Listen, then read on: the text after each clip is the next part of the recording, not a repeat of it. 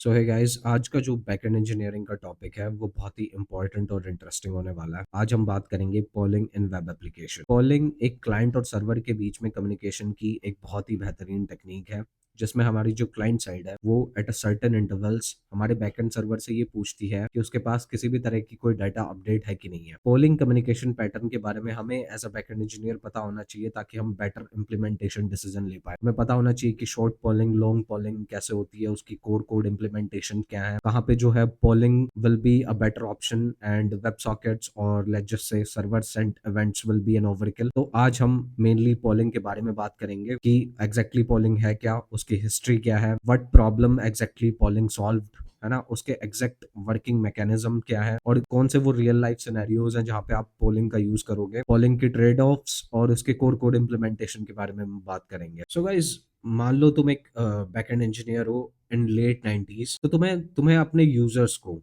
Latest record listing दिखाने के लिए, जैसे मैंने यहाँ पे एक पेज बनाया हुआ है रिकॉर्ड्स टेबल का, ये लिस्ट करता है सारे जितने भी तुम्हारे रिकॉर्ड्स टेबल में रिकॉर्ड्स हैं की एंट्रीज है उस, अगर तुम्हें अपने यूजर को लेटेस्ट रिकॉर्ड दिखाने होते कि जैसे कोई भी एंट्री आ रही है रिकॉर्ड्स टेबल में, तुम्हें अपने यूजर के वेब पेज पे उसको पब्लिश करवाना है, तो उसके लिए आपको क्या करना होता कि आप या तो मेटा रिफ्रेश टैग का यूज करते, या फिर जो आपका यूजर है वो एक्सप्लिसिटली पेज रिलोड कर, तभी उसको जो है लेटेस्ट रिकॉर्ड का लिस्टिंग दिखती। और उस वक्त जब XML HTTP request, Ajax, fetch, Axios जैसे टेक्निक्स एग्जिस्ट नहीं करती थी, तो प्रॉब्लम यही थी कि किसी भी तरह की अपडेट्स अगर आपको अपने वेब पेज पे दिखानी है तो तुम्हें पूरा पेज रिफ्रेश करना पड़ता है, एंड देयर वाज नो वे कि आप पार्शियली या प्रोएक्टिव अपडेट्स वेब पेज पे दिखा सको। तो गाइस, 1999 में XML HTTP रिक्वेस्ट को इंट्रोड्यूस किया जाता है, which later resulted in the development of AJAX, asynchronous data fetching. ठीक है, और जिसके थ्रू ही AJAX fundamentally resulted in the emergence of polling. अब एजेक्स के थ्रू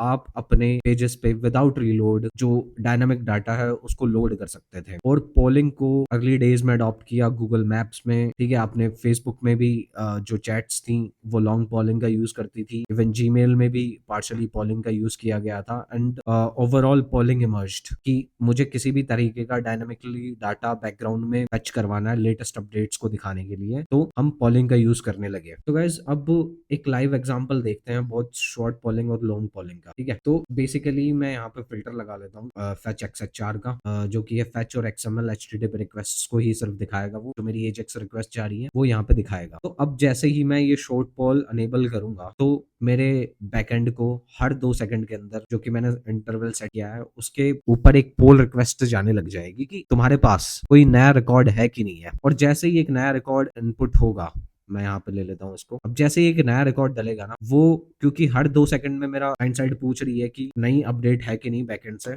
तो जैसे ही एक नई रिक्वेस्ट नया रिकॉर्ड डलेगा, वो हमारे जो फ्रंट एंड है वहां पर लिस्ट हो जाएगा क्लाइंट साइड पे। तो जैसा आप देख रहे हो कि टेस्ट 9 लिस्ट हो गया है वहाँ। ठीक है, तो that's how short poll works. एक रेगुलर इंटरवल पे हम बैकएंड से ये पूछ रहे हैं कि क्या उसके पास कोई अपडेट है, और जैसे ही अपडेट आती है हम उसको डोम में अपेंड करवा देते हैं। ठीक है, नाउ अब देखते हैं हम लॉन्ग पोलिंग कैसे काम करता है। ये तो शॉर्ट पोलिंग थी हर 2 second, long polling is much more interesting and beautiful. ठीक है, ये एक बहुत ही प्यारी चीज है जो आपको देखना और समझना है इसको, ये कैसे चल रही है। ठीक है, लॉन्ग पोलिंग में क्या होगा कि जैसे ही कोई भी मैं लॉन्ग पोलिंग स्टार्ट कर तो क्या करेगा, जो मेरी पहले रिक्वेस्ट है वो पेंडिंग स्टेट में चली गई है, एक बार कंप्लीट होके पेंडिंग स्टेट में चली गई, और ये पेंडिंग स्टेट में जब तक रहेगी, जब तक नई रिक्वेस्ट ओपन नहीं होगी, तब तक एक नया रिकॉर्ड उसे मिल नहीं जाता, या फिर एक टाइम आउट अकर नहीं हो जाता। ठीक है, अब जैसे ही मैं यहाँ पे एक नया रिकॉर्ड डालूंगा, तो जो लॉन्ग पोलिंग की रिक्वेस्ट है मेरी, जो पेंडिंग स्टेट में है अभी, वो कंप्लीट होगी, और नया जो डाटा है वो तुरंत लिस्ट हो जाएगा। यहाँ पे मैं सबमिट करता हूँ एंड इट विल क्विकली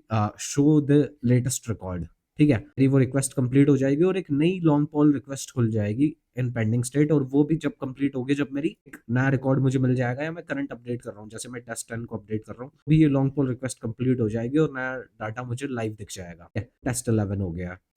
ये कुछ एक डेमोन्स्ट्रेशन था। सो गाइस, ओवरऑल पोलिंग ने यूजर एक्सपीरियंस बहुत अच्छा कर दिया। अब अगर हमें अपने यूजर्स को लेटेस्ट कंटेंट या फिर डाटा दिखाना होता था, तो उनको फुल पेज रिफ्रेश करने की जरूरत नहीं पड़ेगी, वी आर यूजिंग पोलिंग। अब वो पर्टिकुलर डाटा हम पोल कर सकते हैं वो पर्टिकुलर कंटेंट सेक्शन हम पोल कर सकते हैं, देन अपने डोम में अपेंड कर सकते हैं, ठीक है, डेटा को। और क्योंकि जो मुझे रेस्पॉन्स मिल रहा है एक पोलिंग के थ्रू वो एक लाइट वेट जेसन है, तो जो ओवरऑल बैंडविड्थ और सर्वर लोड है वो कम हो जाता था। That also depends on the number of polling request, but overall एक पूरे पेज रिफ्रेश में जिसमें पूरे एसेट्स आपके लोड हो, HTML CSS जावास्क्रिप्ट इमेजेस, वो नहीं हो रहा था। पोलिंग में सिर्फ एक लाइट वेट आपकी रिक्वेस्ट होती है जिसका एक रेस्पॉन्स मुझे मिलता है, जिसको मैं यूजर को कंज्यूम करूँ। पॉलिंग की वजह से हम नियर रियल टाइम अपडेट्स को सिमुलेट कर सकते थे। सो गाइस, अब हम पॉलिंग की कोड इम्प्लीमेंटेशन और लॉजिक के बारे में डिस्कस करेंगे। मैं जिस कोड के थ्रू आपको गो थ्रू करवाऊंगा वो PHP में होगा, but polling as a concept is language agnostic, तो आप उसको किसी भी टेक स्टैक, किसी भी टेक्नोलॉजी का यूज करके बिल्ड कर सकते हैं। तो गाइस, सबसे पहले बात करते हैं शॉर्ट पॉलिंग के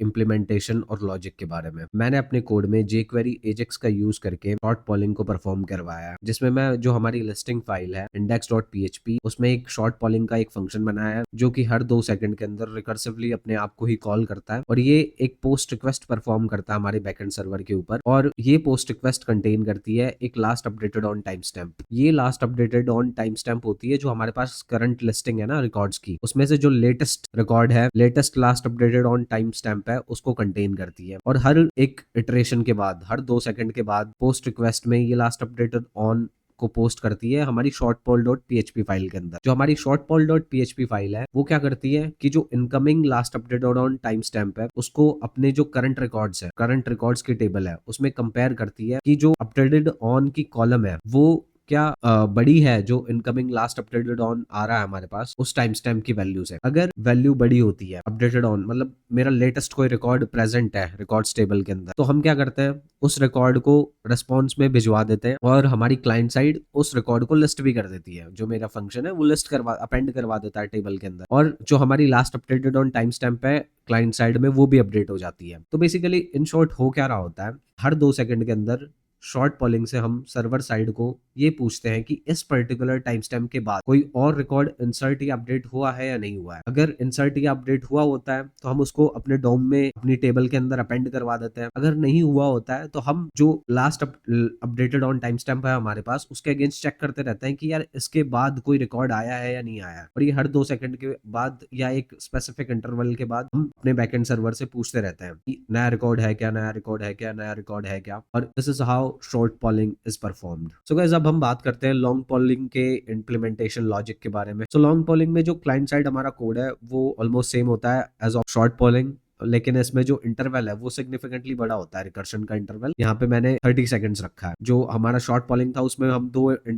सेकंड के इंटरवल के ऊपर वापस पोल परफॉर्म कर रहे थे, यहाँ पे हम नई रिक्वेस्ट 30 सेकंड्स के बाद ओपन करेंगे। सो जब भी एक लॉन्ग पोल की रिक्वेस्ट बैकएंड सर्वर को हिट करेगी वो हम तब तक ओपन रखेंगे या तो उसे नया रिकॉर्ड नहीं मिल जाता, या फिर जो हमारा 30 सेकंड्स का टाइम आउट है वो अकर नहीं हो जाता, तब तक हम कोई भी रिस्पॉन्स थ्रो नहीं करेंगे। 30 सेकंड्स तक वो पेंडिंग स्टेट में रहेगी रिक्वेस्ट। नाउ इस लॉजिक को सर्वर साइड पे कैसे इंप्लीमेंट करें कि जो हमारी रिक्वेस्ट है वो होल्ड पे रह सके for a particular time interval, ठीक है। तो बेसिकली इसको इंप्लीमेंट करने के लिए हम एक व्हाइल लूप का यूज करेंगे। व्हाइल लूप का जो कंडीशन होगा वो होगा कि जब तक जो करंट टाइम है और जब ये लूप शुरू हुआ था वो टाइम, इन दोनों का डिफरेंस जो हमारा टाइम इंटरवल है ना उससे छोटा रहता है, तब तक हम लूप चलाते रहेंगे। यानी कि मेरी रिक्वेस्ट ओपन रहेगी, कोई भी रिस्पॉन्स थ्रो नहीं होगा जब तक जो करंट टाइम है और जब ये लूप शुरू हुआ था वो टाइम का डिफरेंस जो हमारा इंटरवल का टाइम है उससे छोटा है, तब तक ये रिक्वेस्ट ओपन रहेगी। सो गाइस, व्हाइल लूप का लॉजिक कैसे चल रहा होगा। सो बेसिकली हम व्हाइल लूप के अंदर डायरेक्टली डेटाबेस क्वेरीज को एग्जीक्यूट नहीं करवाएंगे, हम some kind of notification flag का यूज करेंगे। अगर वो नोटिफिकेशन फ्लैग एग्जिस्ट करता है तभी हम डेटाबेस क्वेरी को परफॉर्म करके रिकॉर्ड की एग्जिस्टेंस, लेटेस्ट रिकॉर्ड की एग्जिस्टेंस को चेक करेंगे और क्लाइंट साइड रिस्पॉन्स थ्रो करेंगे। नाउ जो ये नोटिफिकेशन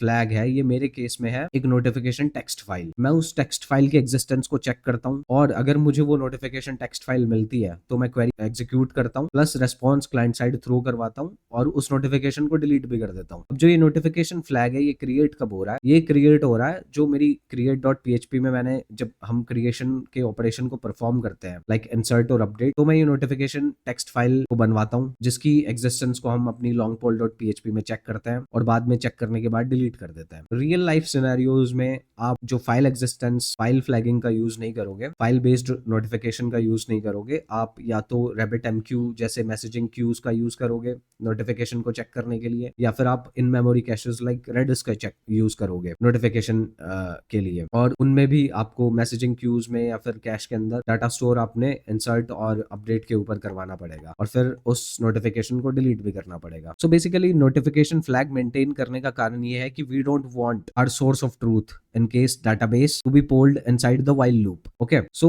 notification flag क्या करेगा, that can be coming from a cache or a queue, वो basically हमारी long polling script को ये बताएगा कि you can move ahead with executing your query to fetch the latest record. So yeah, this is how basically long polling logic will work. So guys, short polling का best uses हो सकता है इन dashboards, like आपकी जो web application है उसके कुछ admins हैं जिनको डैशबोर्ड एक्सेस है और आपको डैशबोर्ड डाटा रिफ्रेश करना है at a particular interval, maybe 30 seconds, 60 seconds, and only limited admins are there. तो आप शॉर्ट पॉलिंग का यूज कर सकते हैं डाटा रिफ्रेश लॉजिक के लिए, प्लस आप लॉन्ग पॉलिंग का यूज कर सकते हैं ट्रांजैक्शनल चेंजेस के लिए। लाइक मान लो आपने एक फूड डिलीवरी ऐप बनाया और उसमें आपको नियर इंस्टेंट अपडेट्स चाहिए, लेकिन वो जो पर्टिकुलर ट्रांजैक्शन है वो इतनी बार भी अकर नहीं होगी सर्वर के ऊपर, like it's not like every second it's occurring. तो आप उस केस में लॉन्ग पॉलिंग का यूज कर सकते हैं। लाइक फूड डिलीवरी ऐप पे आपको दिखाना है कि फूड प्रिपेयर हो गया है, ठीक है, एंड ट्रांजिट है, अबाउट टू बी डिलीवर्ड है, नियर बाय है, तो उस केस के अंदर आप लॉन्ग पॉलिंग का यूज कर सकते हैं। या फिर आप लॉन्ग पॉलिंग का यूज कर सकते हैं एक MVP के अंदर, जहां पे आप